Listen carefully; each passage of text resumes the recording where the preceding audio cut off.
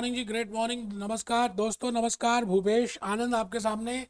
मैं भूपेश आनंद अपनी होश में आज आपके सामने एक नया चैप्टर नंबर 16 स्टार्ट करने वाला हूँ। Today I am my self Bhupesh Anand. I am qualified chartered accountant, I am qualified company secretary, I am qualified cost accountant, I am qualified IFRS diploma holder, I am qualified CA, I am qualified CF। बेटे, मैंने बड़े सारे American European courses किए हैं और आज आपके सामने रूबरू खड़ा हूं और कुछ अपनों से अपनी सी बातें करने के लिए आया हूं। चैप्टर नंबर 16 स्टार्ट कर रहा हूं और F9 financial management ACCA skill level को मैंने जिस तरह से बताया, अगर आप वैसे करते हैं तो बेटे you can find out the relationship. Each and every topic is related with each other. Quantum physics की बातें की मैंने, लॉजिक्स बताए, फॉर्मूलाज बताए, थ्योरीज बताई। अब एक बच्चे ने पहली बार क्लास अटेंड की थी क्योंकि यूट्यूब में वो देख रहा था, उसको लगा ये नॉर्मल यूट्यूब लेक्चर है। बेटे, ये नॉर्मल यूट्यूब लेक्चर नहीं है। आप मुझे बता दीजिए, आप ACC का कोई लेक्चर देखें, किसी टीचर ने आपको टाई पहनकर खड़े होकर एनर्जी के साथ पढ़ाया हो, मरे मरे पढ़ा रहे हैं जैसे मर चुके हो? कैसी बातें बेटे आप कर रहे हैं? ये नॉर्मल लेक्चर नहीं है। आप रजिस्टर ओपन करें, कमर सीधी करके बैठें और मेरी बात को ध्यान से सुने। मैं अभी अपने जूस नोट्स, कैपलॉन, BBP सब कुछ दिखाऊंगा, बताऊंगा आपको कि एक्चुअली में मैंने किस तरह से, how I have done 60-70% syllabus up to this date. कैसे कैसे कैसे कैसे कैसे कैसे सब बताऊंगा बेटे। आओ, great good morning. Lecture number 1, chapter number 16। कहानी किस्मत की डिविडेंड डिसीजन के साथ। आज मैं आपको कोका कोला की डिविडेंड पॉलिसीज दिखाने वाला हूं। आज मैं आपको कोका कोला के डिविडेंड पे आउट रेशियोज दिखाऊंगा। Today I will be showing the 10 top most dividend paying companies in India. Hindalco, Indian oil, Reliance की कितना डिविडेंड दे रही है and how they are giving dividend, what is dividend, whether it affects your mind और not, your thoughts और not. मैं मोडी गिलानी की बातें करूंगा, मिलर की बातें करूंगा, वॉल्टर की बातें करूंगा, यूरोपियन लोगों की बातें करूंगा जो खुद मर गए। आज हमें उनकी थ्योरीज पढ़नी पड़ रही है बेटे। आओ, आइए, रजिस्टर ओपन कर लीजिए दोस्त, बिल्कुल फुल एनर्जी के साथ बैठेंगे। Great good morning. Lecture number 1, chapter number 18, dividend decisions. एक बस छोटी सी बात कहनी है, आप कर्म भूमि में बैठे हो, कर्म करना है आपको। कर्मण्यवाधिकारस्य मा फलेषु कदाचन।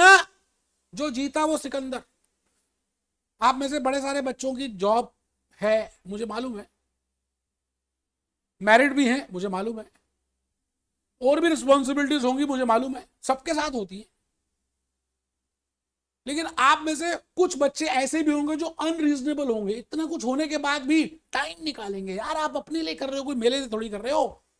आप बनोगे इसी से तो आपकी बिग 4 में, आपकी MNC में, आपकी जॉब, आपकी सैलरी आपको मिलने वाली है, मुझे थोड़ी मिल जाएगी।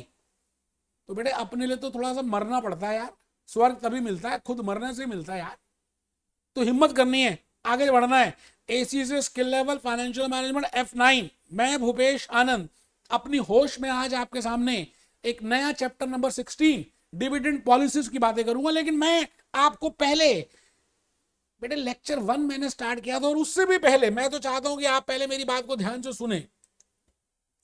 बेटे, मैंने बड़ी मेहनत से जूस नोट्स प्रिपेयर किए और आपको मैंने बताया कि सबसे पहले जो चैप्टर हमने डिस्कस किया वो बेटे चैप्टर 1 था।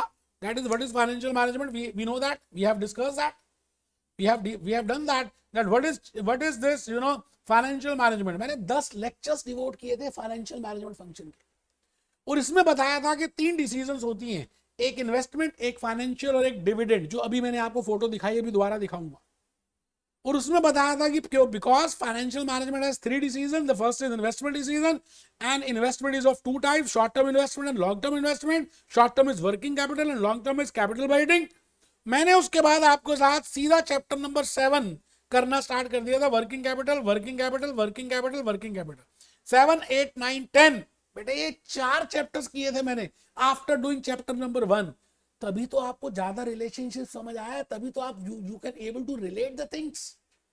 And after that, I discussed, I started with investment proposals. That is long term investment decisions, एसीसी आप कर रहे हैं, it is a long term decision for you, it is a capital building decision for you, so you have to see, because it will affect the huge, it will affect the market price of your company, आपकी market price को affect करेगा, क्योंकि आपकी mummy और आपके पापा ने आपके रिश्तेदारों में कह दिया कि मेरा बेटा मेरी बेटी एसीसी कर रहा है, उन्होंने किसी दूसरी वजह से कहा, वो मैं नहीं बताना चाहता, मुझे मालूम है, बट द पॉइंट इज अगर अब नहीं किया तो आपकी बेइज्जती होगी, इट विल अफेक्ट, आप इतना टाइम लगा रहे हैं, it is irreversible, it means, the point is ACC, doing ACC course is a long term investment decision, it is an investment appraisal, so I started with this, then this, then discounted, हमने छक्के छोड़ा दिए भाई साहब risk uncertainty के, और एक chapter तो मैंने पूरा अपलोड कर दिया यूट्यूब में, depreciation, tax saving, working capital, outflows, ये वो सब बताया यार।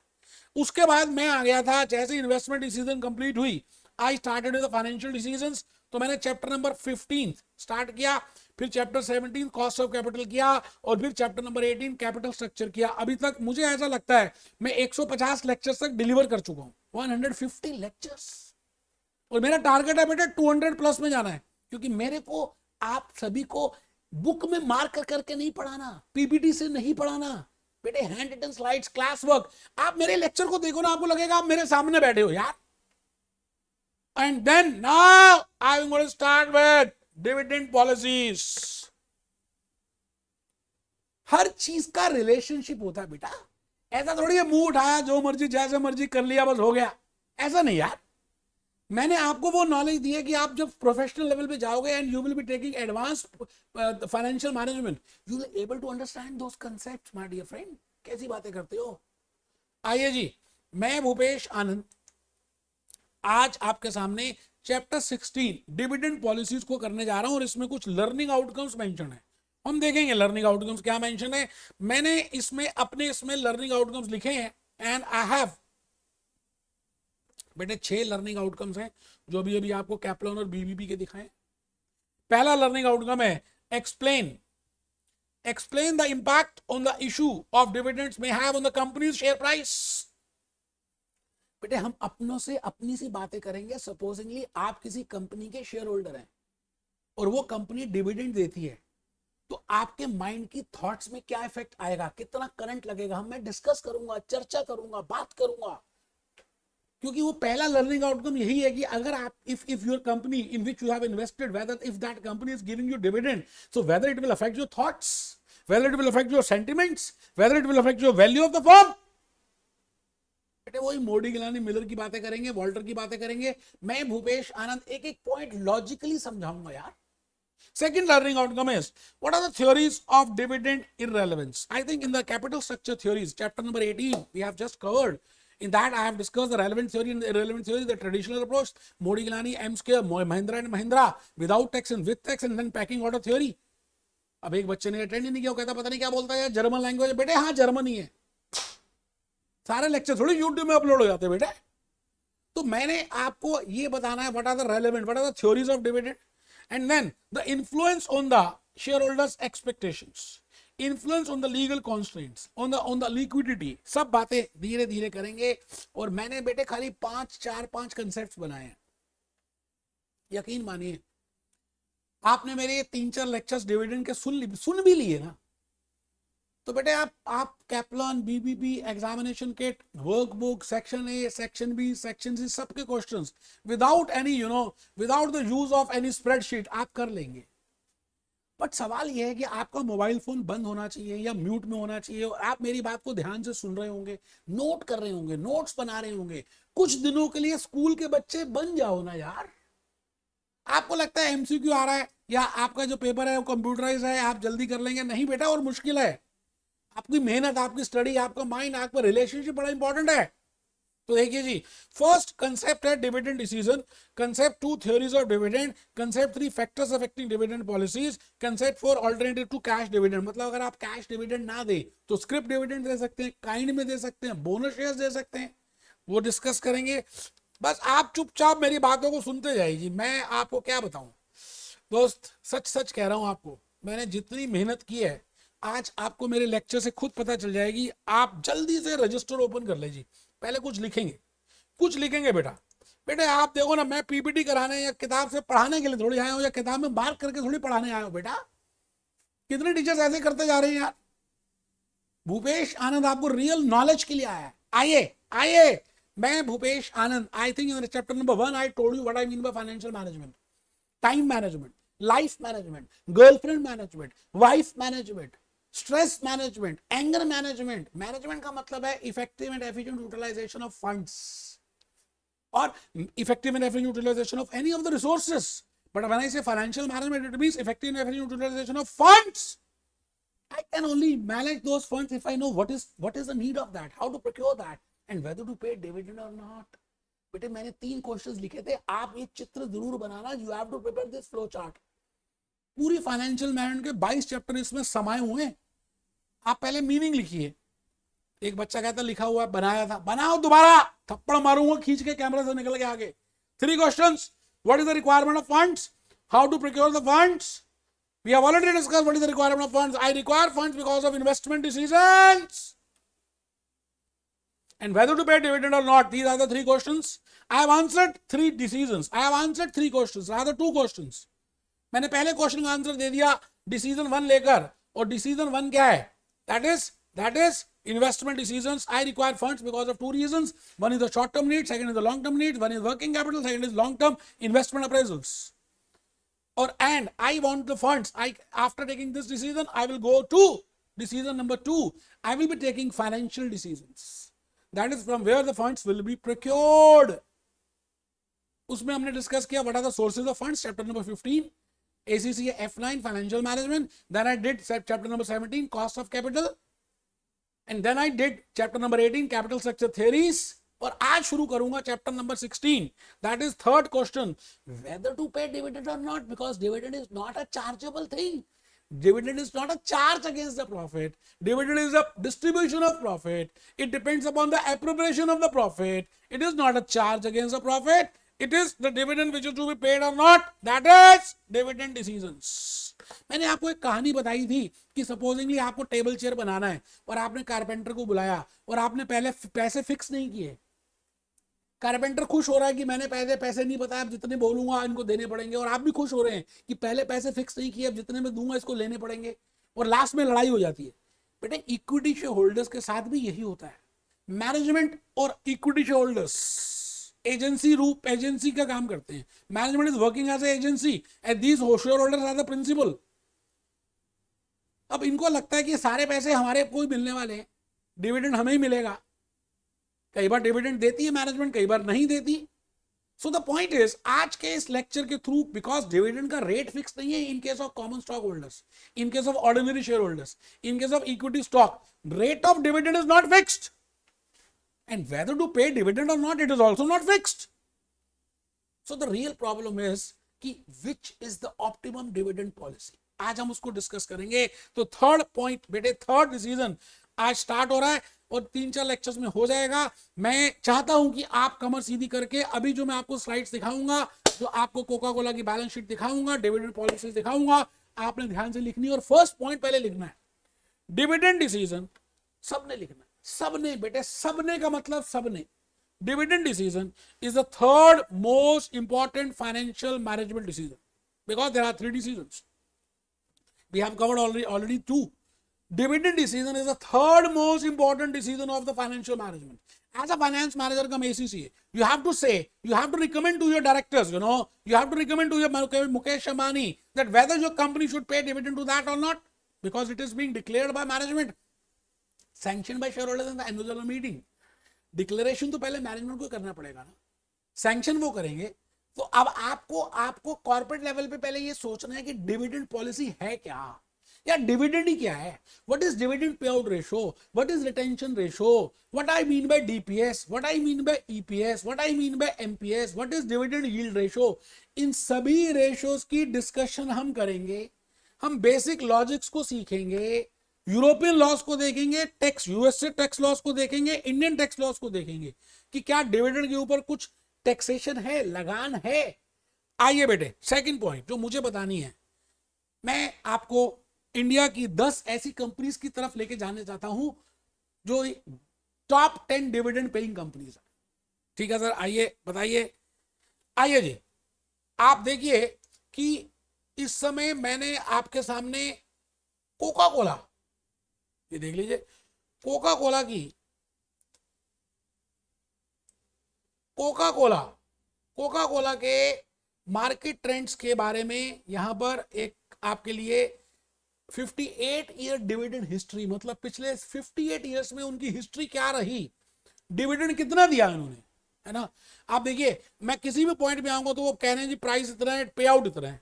देखिए नीचे पे आउट दिया, ऊपर ऊपर मार्केट प्राइस दिया, फिर आगे चला गया, यहाँ पे पे आउट बढ़ रहा है, पे आउट 38% है, प्राइस 4.4 है, फिर 43% है, प्राइस 18 है, फिर 58%, मतलब 58% मींस जितनी उनकी अर्निंग्स है उसमें से 58% उन्होंने पे कर दिया डिविडेंड में।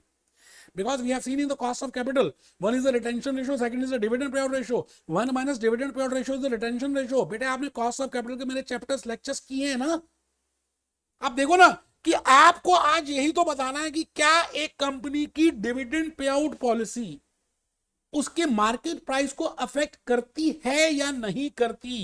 ये लो ना बेटे, मैं तो चल रहा हूं ना, आगे तक चलूंगा।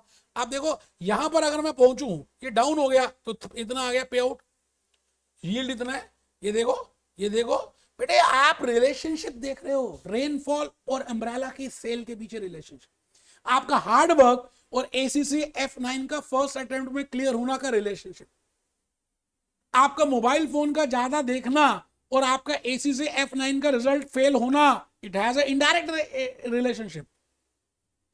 भाई रिलेशनशिप तो दो तरह की हो सकती है ना, मोदी जी की और सोनिया गांधी की नेगेटिव रिलेशनशिप है, मोदी जी की और अमित शाह की पॉजिटिव रिलेशनशिप है, हमारे प्राइम मिनिस्टर की रशिया के साथ पॉजिटिव रिलेशनशिप है, हमारी यूएसए के साथ नेगेटिव रिलेशनशिप है, मतलब इतनी अच्छी नहीं है, पाकिस्तान के साथ भी नहीं है। मैं कहना क्या चाह रहा हूं, मैं ये चाहता हूं कि आपको आज के चैप्टर में खुद अपने आप थॉट प्रोसेस लेकर आना यार, अपने आप आपने सोचना है कि you are a finance manager of a company. आप देखो ना, ये आपके सामने 10 इंडियन की जो मेन डिविडेंड पेइंग कंपनीज हैं, कौन कौन सी हैं, हिंडाल्को है, वेदांता है, इंडियन ऑयल है, हिंदुस्तान पेट्रोलियम है, रिफाइनरीज है, ऑयल एंड गैस है। ये बेटे आप ना एक्चुअली में मोबाइल फोन देखते तो हो लेकिन काम की चीज नहीं देखते, जिससे आपकी वैल्यू एडिशन हो, सो दैट कि आप इंटरव्यू में जा रहे हैं तो यू शुड नो कि कौन सी कंपनी क्या डिविडेंड देती है। आज हम नॉलेज को गैदर करेंगे बट आपको रियलिटी में उनको रिलेट करना है। मैंने जैसे आपको अभी कोका कोला की डिविडेंड पॉलिसी दिखाई और उसमें कहा ये डिविडेंड पे आउट रेशियो ये प्राइस है, ये डिविडेंड पे आउट रेशियो ये प्राइस है, तो आपके माइंड में कहीं ना कहीं हलचल स्टार्ट हो गई और रिलेशनशिप समझ आ गई कि भाई ये पे आउट रेशियो का कहीं ना कहीं संबंध has a relationship with price. So today also we have different theories, they will tell us that whether it is relevant or not, as we have discussed in capital structure theories chapter 18 F9 financial management, जिसमें हमने discuss किया था। ठीक है sir, हम करेंगे, हम 100% sir करेंगे और हम उसको रियल लाइफ में जोड़ेंगे। बेटे जोड़ोगे तो अपना फायदा करोगे। देखो मैंने तो जो करना था कर लिया, कमर सीधी करके बैठिए, थर्ड पॉइंट आराम से लिखिए, मैं आने वाले लेक्चर्स 2-3 जो भी 2-3 लेक्चर्स लूंगा ये सारी बातें डिस्कस करूंगा।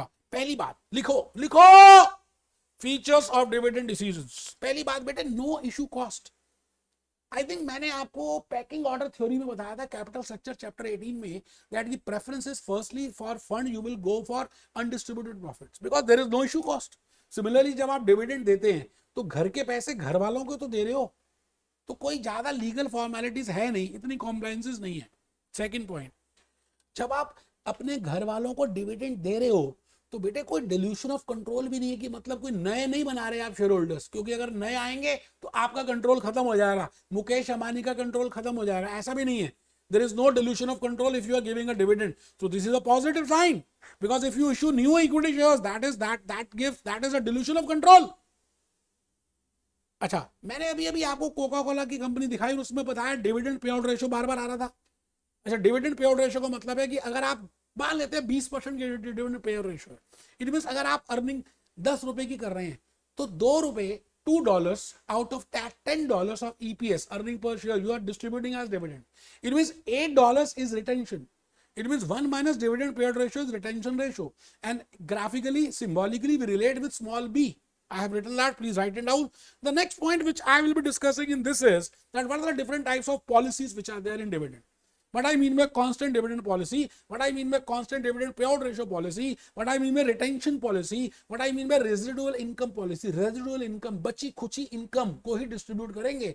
जब हम सब कुछ एक्सपेंस कर देंगे, सारे कैपिटल एक्सपेंसेस हो जाएंगे, वर्किंग कैपिटल हो जाएंगे, पहले हम अपना पेट भरेंगे, अगर उसके बाद कुछ बच गया तो बचा खुचा खुरचन हम दे देंगे। That is residual income policy, very important. Okay, and then we will be discussing the theories of dividend. एक बच्चा लिख नहीं रहा, कोई बात नहीं, उसको दोबारा पेपर देना होगा, दोबारा एग्जामिनेशन फीस देनी है तो नहीं लिखे, कोई बात नहीं। Features of dividend decisions, no issue cost, no dilution of control, it has a relationship, dividend payout ratio, some ratios to be done, dividend payout ratio, retention ratio, types of dividend policies, theories of dividend, और last में जो बात मैं बताऊंगा कि stable dividend policy. जैसे आप, एक लड़का एक लड़की है, अब इनकी मैरिज होने वाली है, कोर्टशिप पीरियड चल रहा है, रिंग सेरेमनी हो गई है, मैरिज नहीं हुई। अब लड़का और लड़की मिलते हैं, बैठते हैं, मैकडॉनल्ड्स में जाते हैं, डोमिनोज में जाते हैं, बर्गर पिज्जा सब खाते हैं और आपस में बातें करते हैं। अब लड़की ये नोट कर रही है कि लड़के की थॉट्स कभी कुछ होती हैं, कभी कुछ होती है, कभी कुछ होती है, कभी कुछ कहता है, कभी कुछ कहता है, कभी कुछ कहता है। तो आप बताइए, लड़की को पूरा 100% ट्रस्ट होगा लड़के की बातों पे या नहीं होगा? बिल्कुल भी नहीं होगा। तो इसकी माइंड की थॉट्स ही ऊपर नीचे हो रही है, क्या क्या बोलता रहता पता नहीं। तो मैं आज यही बात आपसे कहता हूं कि कोका कोला कभी आपको डिविडेंड 80% देती है, कभी 30% देती है, कभी 60 देती है, कभी 0 देती है। इट मींस कोका कोला के जो थॉट्स हैं, उनकी जो पॉलिसीज हैं, बड़ी ऊट पटांग सी हैं, ऊट पटांग। They are not stable. It is unstable. So as a shareholder, whether you will be satisfied with the unstable policy or whether you will be satisfied with the stable policy, बेटे हम सब इंसान stability चाहते हैं, हम सब चाहते हैं सब ठीक ठाक चलता रहे, हम अनस्टेबिलिटी नहीं चाहते। कोविड क्या कभी ने अज्यूम किया था? आज से 2 साल 2.5 साल हो गए कोविड को हुए भी, तो क्या किसी ने सोचा था कि कोविड होगा? बेटे आप समझ रहे हैं जो मैं कहना चाह रहा हूं? तो आप लिखिए, why stable policy with perfect knowledge is somewhat is a acceptable policy. वो एक्सेप्टेबल क्यों है? अब रही बात आज लेक्चर 1 की, मैंने लेक्चर 1 में तो इंट्रोडक्शन देनी थी, ट्रेलर देना था। लेक्चर 2 मेन पिक्चर है। जैसे आप ट्रेलर देखते थे पहले जमाने में, कैटरीना आ रही है, दीपिका पादुकोण आ रही है, आप उससे प्रभावित हो जाते थे, मोटिवेटेड हो जाते थे, इसलिए पूरी मूवी देखते थे। तो लेक्चर 2 में मैं क्या करूंगा, पूरी पिक्चर दिखाऊंगा, मीनिंग ऑफ डिविडेंड बताऊंगा, डिटेल में डिस्कस करूंगा, खुला आपस में बातचीत करेंगे। टाइप्स ऑफ डिविडेंड पॉलिसीज देखेंगे, constant dividend policy, constant dividend payout ratio policy, residual income policy, क्या डिफरेंस है वो देखेंगे। बेटे मैं ग्राफिकल प्रेजेंटेशन भी कराऊंगा आपको, सो दैट आपको लॉजिकली ज्यादा समझ आए। कैप्लॉन में नहीं है, बीबीबी में नहीं है, बेकर में नहीं है, बट भूपेश आनंद के माइंड में है। फिर हम क्या करेंगे, एक बहुत बड़ा बिग सा क्वेश्चन डिस्कस करेंगे, which has to be answered, that whether a dividend policy, a dividend decision can affect the sentiments, the market price, the value of the firm. हमें जाना वैल्यू में, लेकिन पहले सेंटिमेंट्स चेंज होंगे, फिर market price change होगी, फिर value of the firm change होगी। इसमें 2 इंसान दोबारा से मोदी गिलानी मिलर आ जाएगा पिक्चर में। कोई M square Mahindra and Mahindra नहीं है बेटे, मोदी गिलानी मिलर है। फिर दोबारा से उसकी बकवासी असम्पशंस है जो हमने कैपिटल स्ट्रक्चर में की थी, फिर लोग उसको रिवोल्ट करेंगे। दोबारा से वो हर चीज को कहता है इररेलेवेंट इररेलेवेंट इररेलेवेंट। वो कहता है जी सबसे इंपॉर्टेंट क्या है, एक कंपनी का प्रॉफिटेबिलिटी का कमाना, उसकी क्षमता। इट मींस वो ये कहता है कि अंदर की ब्यूटी ज्यादा इंपॉर्टेंट है बाहर की ब्यूटी से। मैं तो कहता हूं दोनों ब्यूटीज इंपॉर्टेंट है। आज मैं टाई लगा के पढ़ा रहा हूं और आपको नॉलेज भी दे रहा हूं, तो आप ज्यादा इन्फ्लुएंस हो रहे हो। मैं टाई ना लगाऊं, खाली टी शर्ट में करूं और नॉलेज दूं, आप इन्फ्लुएंस हो गए उतने नहीं जितने अभी हो रहे हो। तो आपके आउटर फिट्स, आलिया भट्ट के आउटर फिट्स और आलिया भट्ट की एक्टिंग का स्किल दोनों इंपॉर्टेंट है। आलिया भट्ट तभी इन्फ्लुएंस करती है। मोदी गिलानी हमेशा कहता है that your earning capacity plays a very important role while affecting value of firm. Dividend policy does not play a important role. Capital structure theories, capital structure does not play important role. तो आज हम वो देखेंगे, cash dividend की बातें करेंगे, script dividend की बातें करेंगे, वेरी इंपॉर्टेंट। दोस्तों मैं आप क्या बताऊं, आप अगर ध्यान से आने वाले 2-3 लेक्चर्स देखेंगे तो आपका ये चैप्टर हो जाएगा और क्वेश्चंस आते ही हैं, आप इजीली कर पाएंगे। मिलते हैं बेटे नेक्स्ट लेक्चर नंबर 2 में। Be happy, B jolly, B cheerful.